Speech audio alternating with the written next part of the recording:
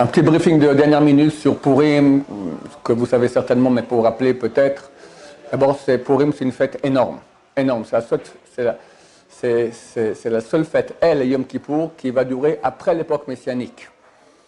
Et on dit que Yom Kippourim, ça veut dire comme Purim. Yom Kippour est que comme Purim. Il y a une lumière spirituelle qui vient énorme, très haute, qui vient jamais durant toute l'année.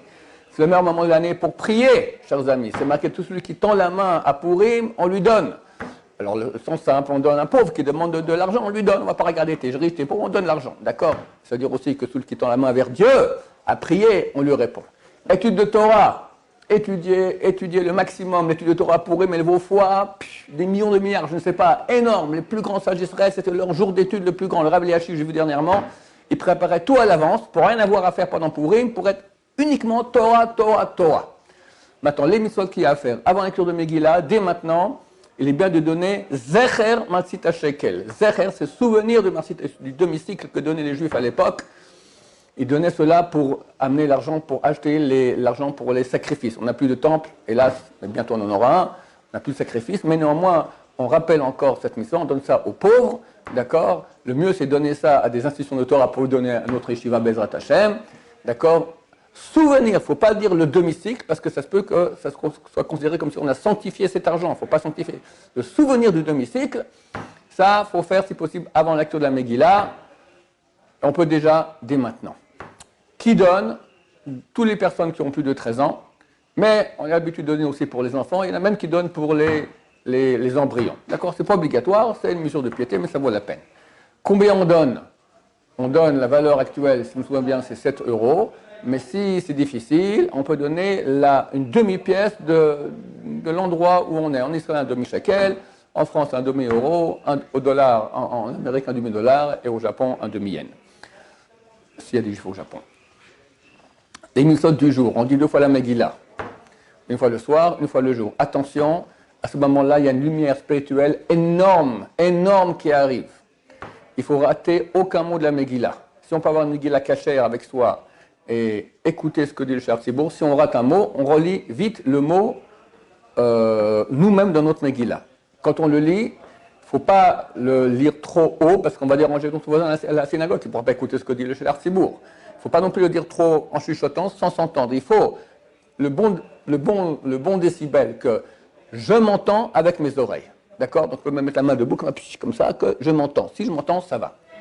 Celui qui n'a pas de Megillah cachère, alors même sur le Chumash, sur une Megillah qui est imprimée, il a raté des mots, il rattrape les mots qu'il a ratés pour ne pas avoir raté quoi que ce soit.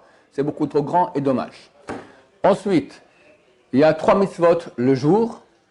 Le festin, c'est bien de manger du pain et de la viande et du vin. Ceux qui veulent faire d'après la Kabbalah, c'est bien de manger cela le matin. Le kabbaliste dit, la lumière grande qui descend ce repas-là, elle descend que le matin. Ce que je fais moi, ma femme sait très bien, elle me fait un petit steak comme ça, avec un peu de pain, un peu de vin le matin, et j'ai fini. Après la journée, on refait un grand repas avec la famille, les amis, etc. Là, on fait la fête. Mais pas rater l'essentiel qui est le jour. C'est pas obligatoire de faire l'après-midi, ça va aussi. Mais d'après la Kabbalah, je vous dis, la mystique juive, c'est bien de le faire le jour. Ensuite, 2 mitzvot super importantes, Ishwar Manot, Ishlereu et Matan Tlaevionim. Ishwar Manot, envoyer des cadeaux de nourriture à des proches, à des amis, etc. Il faut donner 2 plats différents. On peut donner aussi du vin et un plat différent. C'est bien qu'au moins un des Mishwar Manot soit dans 2 ustensiles différents. C'est pas obligatoire, c'est bien. Et qu'il y ait au moins 150 millilitres de nourriture de chacun de ces produits-là. Dans un des Mishwar Manot. Et on envoie ça à une personne, ça suffit déjà. Une personne. Matot Avionim, donner des cadeaux aux pauvres. Alors là, il faut donner un cadeau suffisant pour, si possible, au moins un cadeau suffisant pour un repas. C'est un morceau de pain, on va dire, c'est environ la somme de 5 shekels en Israël. C'est combien? C'est un peu plus d'1 euro. Au moins à cette somme à 2 pauvres. Donc, une fois 5 shekels, une fois 5 shekels. Dans le Rambam, Maïmonide écrit, il faut donner beaucoup plus aux pauvres que dans l'argent qu'on donne aux cadeaux, les Shwar Manot qu'on envoie aux amis. D'habitude, la tendance, c'est le contraire. On va envoyer des beaux cadeaux, avec des bien emballés, etc. Ça coûte une petite fortune. Et puis les pauvres, bon, allez, on donne un petit quelque chose. Exactement le contraire qu'il faut faire. Bezrat Hashem. Voilà, je vous souhaite à tous un Purim Sameach. L'essentiel, il y a une mitzvah de boire, mais de façon modérée. Celui qui sait que s'il va commencer à boire, il va commencer à parler de bêtises, mieux vaut qu'il ne boit pas. Alors la Gemara dit que comment commence la Megillat Esther. Alors il y a eu un grand repas auquel ont été conviés toute la population goy de Suse, et ils ont bu. Et quand ils boivent, qu'est-ce qu'ils commencent à faire? Ils commencent à parler de femmes. Un dit ce sont les Mèdes qui sont les meilleurs, deux c'était les Perses. Achashverosh est le roi de Mèdes et Perses. Alors on dit c'est les Mèdes, non, c'est les Perses, c'est les Mèdes. Achashverosh dit non, moi elle est kasdite, elle est irakienne ma femme.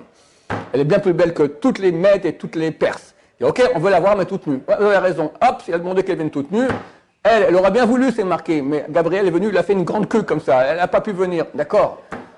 La Gemara dit, regardez les goïms, eux ils parlent de femmes. Nous, à Israël, on parle de Dieu. Celui qui sait que quand il va boire, il va tomber amoureux de Dieu, il va parler de Dieu, génial. Sinon, qui ne boit pas. Baruch Adonai, l'olam, amen, va amen.